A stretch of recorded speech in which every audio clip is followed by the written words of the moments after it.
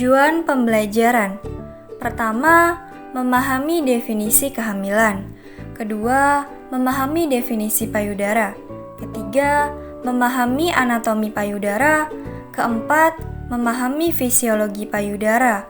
Kelima, memahami perubahan dan adaptasi payudara pada trimester 1, 2, dan 3. Keenam, memahami fungsi kolostrum.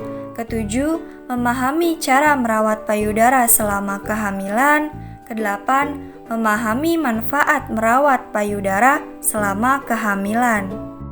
Definisi kehamilan. Kehamilan adalah sebuah proses yang dimulai dari tahap konsepsi sampai lahirnya janin. Lamanya kehamilan normal adalah 280 hari atau 40 minggu, dihitung dari hari pertama haid terakhir. Widatiningsi dan Dewi 2017. Definisi payudara.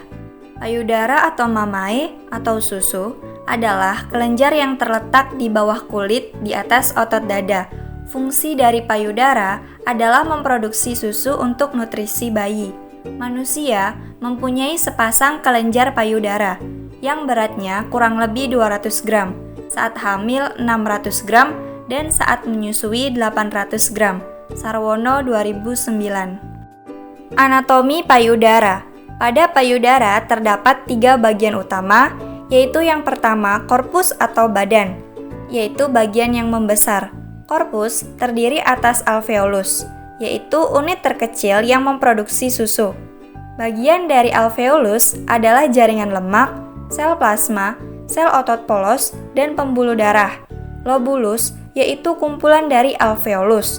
Lobus yaitu beberapa lobulus yang berkumpul menjadi 15 sampai 20 lobus pada tiap payudara. ASI disalurkan dari alveolus ke dalam saluran kecil atau ductulus.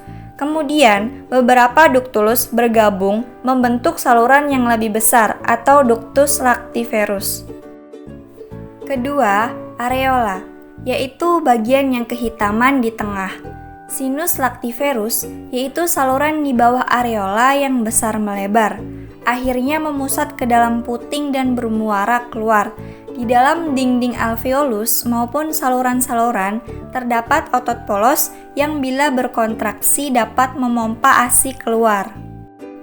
Ketiga, papila atau puting, yaitu bagian yang menonjol di puncak payudara. Bentuk puting ada 4, yaitu bentuk yang normal, pendek atau datar, panjang dan terbenam atau inverted. Fisiologi payudara. Payudara wanita mengalami 3 jenis perubahan yang dipengaruhi oleh hormon. Perubahan pertama dimulai dari masa hidup anak melalui masa pubertas sampai menopause. Sejak pubertas, estrogen dan progesteron menyebabkan berkembangnya ductus dan timbulnya sinus.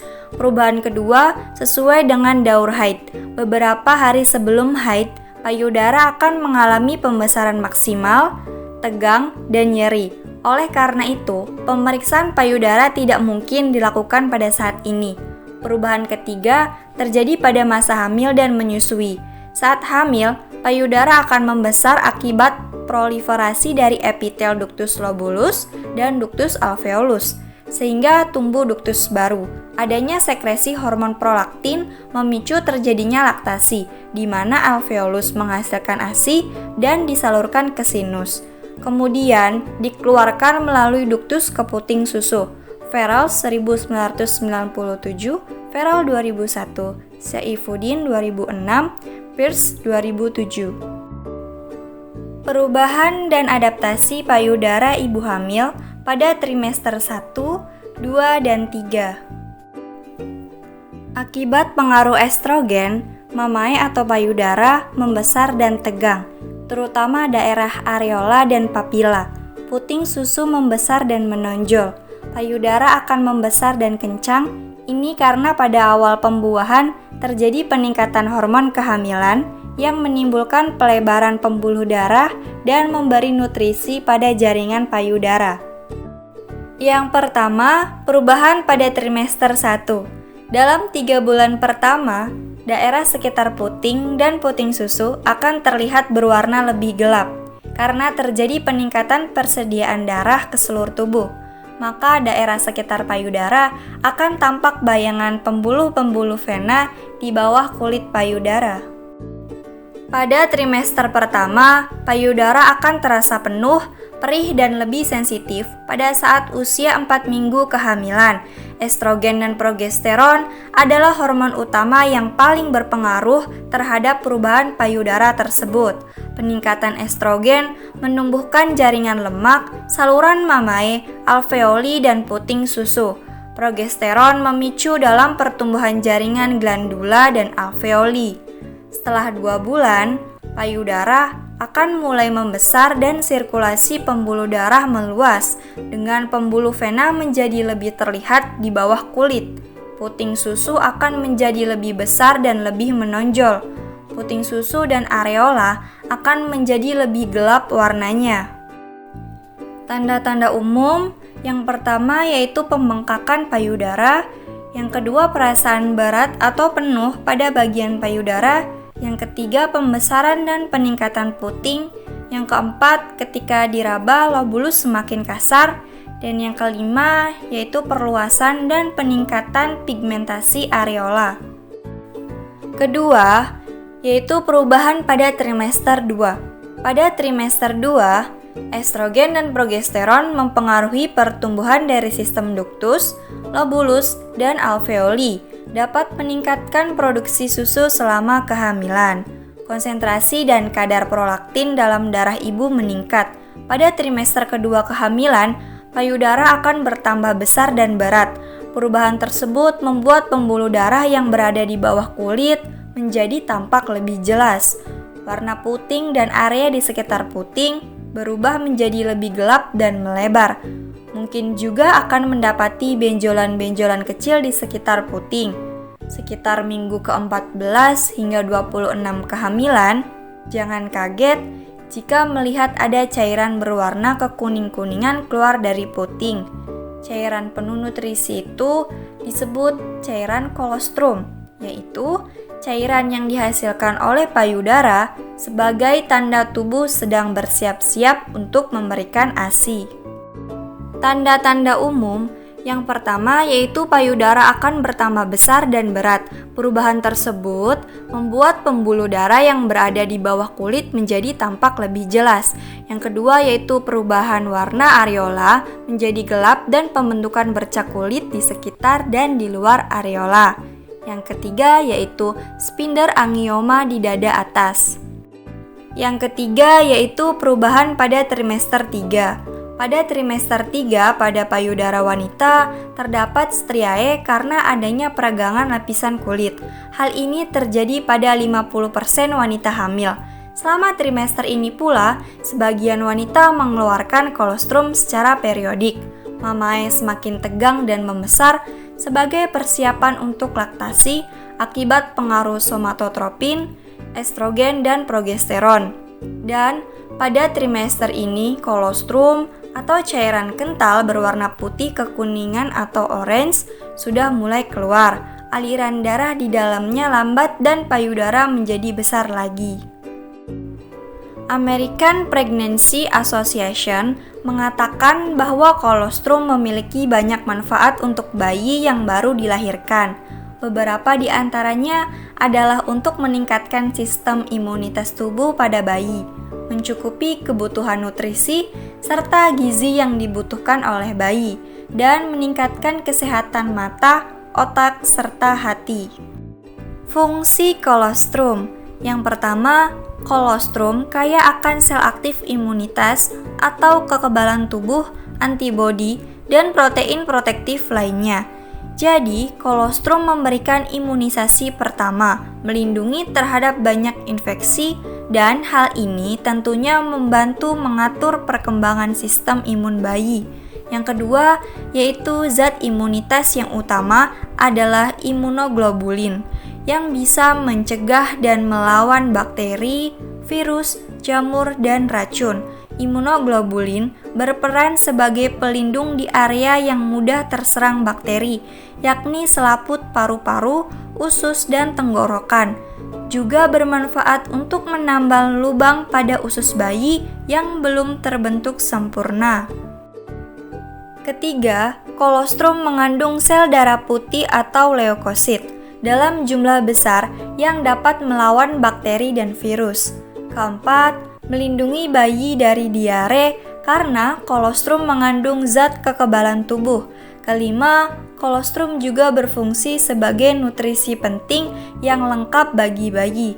Keenam, kolostrum mengandung faktor pertumbuhan yang membantu kematangan saluran pencernaan bayi untuk berfungsi efektif, sehingga kuman dan zat alergi sulit masuk ke badan bayi. Ketujuh, kolostrum mengandung enzim-enzim pencernaan yang belum mampu diproduksi tubuh bayi, seperti protease, yaitu untuk menguraikan protein, lipase, yaitu untuk menguraikan lemak, dan amilase, yaitu untuk menguraikan karbohidrat, sehingga membuat kolostrum mudah sekali dicerna oleh sistem pencernaan bayi yang memang belum sempurna. Kedelapan, kolostrum merangsang bayi agar terjadi gerakan usus sehingga mekonium atau tinja bayi yang berwarna hitam cepat dikeluarkan dari usus. Hal ini dapat mengatasi masalah zat dalam tubuh bayi yang menyebabkan bayi kuning atau bilirubin, atau dapat mengurangi kelebihan bilirubin. Kelebihan bilirubin terjadi karena belum sempurnanya mekanisme pengaturan jumlah sel darah merah pada tubuh bayi. Kesembilan, kolostrum kaya akan vitamin A dan E yang membantu melindungi mata dan mengurangi infeksi. Di samping itu, kolostrum juga mengandung vitamin B6, B12, C, D dan K, dan mineral, utamanya zat besi dan kalsium. Kesepuluh, kolostrum juga mengandung beberapa zat dalam jumlah yang tinggi seperti natrium, kalium, dan kolesterol. Kombinasi zat ini ampuh untuk perkembangan jantung, otak, serta sistem saraf pusat bayi. Cara merawat payudara selama kehamilan. Perawatan payudara sangat penting dilakukan selama hamil sampai masa menyusui. Hal ini karena payudara merupakan penghasil ASI yang merupakan makanan pokok bayi yang baru lahir sehingga harus dilakukan sedini mungkin. Perawatan payudara pada masa kehamilan diantaranya sebagai berikut. Yang pertama, menggunakan bra yang nyaman. Pada siang hari, gunakan bra khusus ibu hamil atau bra khusus olahraga yang mampu menopang seluruh payudara dan menyokong punggung. Sementara untuk malam hari, gunakan bra khusus tidur yang ringan dan lembut agar bumil dapat tidur dengan lebih nyaman. Saat hendak membeli bra tersebut, pilihlah bra yang terbuat dari kain katun, memiliki pengait atau tali yang dapat disesuaikan panjangnya dan tidak berkawat. Kedua, yaitu mengoleskan pelembab pada payudara. Payudara yang membesar bisa membuat kulit payudara jadi meregang dan muncul stretch mark. Perubahan pada payudara ini terkadang bisa menimbulkan rasa gatal. Untuk meredakan gatal di payudara, bumil dapat mengoleskan pelembab setelah mandi dan menjelang tidur. Bumil juga bisa menggunakan pelembab jika kulit payudara terasa gatal karena kulit payudara yang kering. Ketiga, yaitu menggunakan breast pad. Jika cairan yang keluar dari puting payudara berjumlah banyak hingga membasahi baju, bumil disarankan untuk menggunakan breast pad di dalam bra. Bumil bisa memilih breast pad sekali pakai atau yang bisa dicuci dan digunakan berulang kali.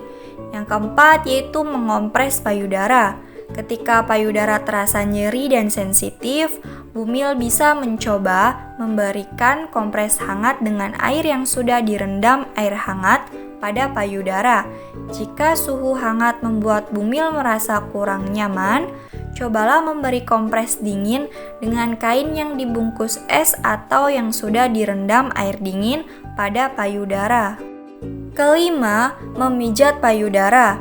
Jika muncul benjolan di areola, Bumil bisa meredakannya dengan menempelkan handuk yang sudah dibasahi air hangat. Setelah itu, pijat payudara agar saluran susu menjadi lancar. Cara memijat payudara yang benar adalah dari bagian atas payudara menuju ke puting. Namun, waspadai jika muncul benjolan baru di payudara atau ketiak yang disertai lekukan atau lesung payudara. Puting payudara masuk ke dalam, keluar darah dari puting, dan kulit payudara mengalami iritasi, kemerahan, atau terkelupas. Tanda gejala tersebut bisa jadi menandakan kemungkinan adanya kanker payudara. Keenam, periksa puting susu untuk mengetahui apakah puting susu datar atau masuk ke dalam.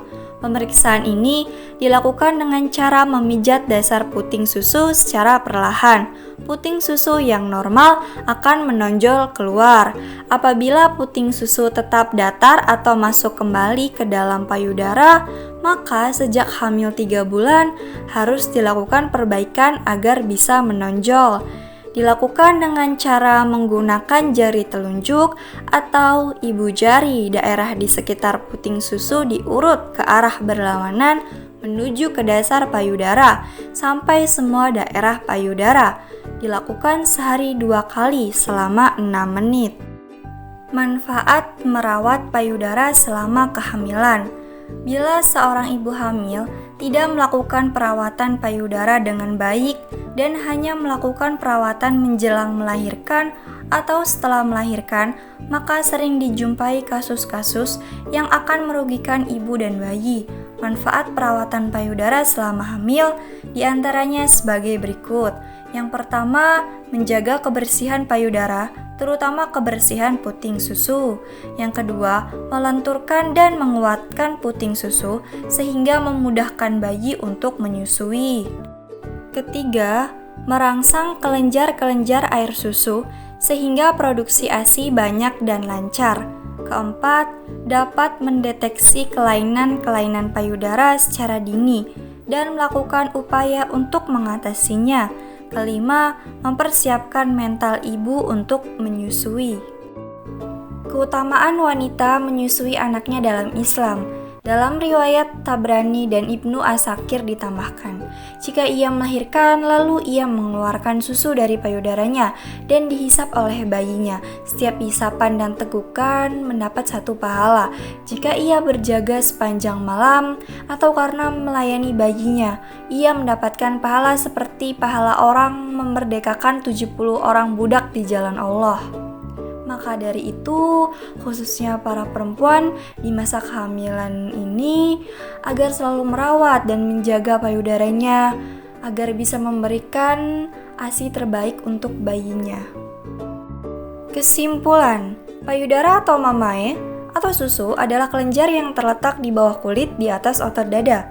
Fungsi dari payudara adalah memproduksi susu untuk nutrisi bayi. Manusia mempunyai sepasang kelenjar payudara. Pada payudara terdapat 3 bagian utama, yaitu yang pertama korpus atau badan, yang merupakan bagian yang membesar.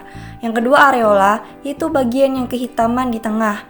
Ketiga papila atau puting, yaitu bagian yang menonjol di puncak payudara. Perkembangan payudara juga dipengaruhi oleh hormon estrogen dan progesteron.